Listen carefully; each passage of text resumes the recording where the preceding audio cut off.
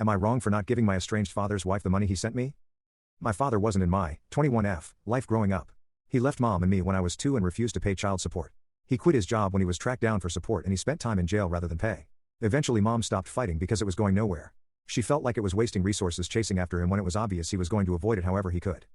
A couple of years ago he moved about an hour away and I saw him for the first time since a court appearance when I was 8. We didn't speak either of those times but it surprised me that he came back. I found out he was married and had more kids from my paternal aunt. He'd reached out to her and wanted to reconnect and she told him where to go. She was always pretty disgusted he walked away like he did and refused to support me financially. In December my aunt told me he went to her house and left something for me there. I asked her what it was and she had no idea but she said it was in an envelope. I opened it and it was a check. And it was a big one too.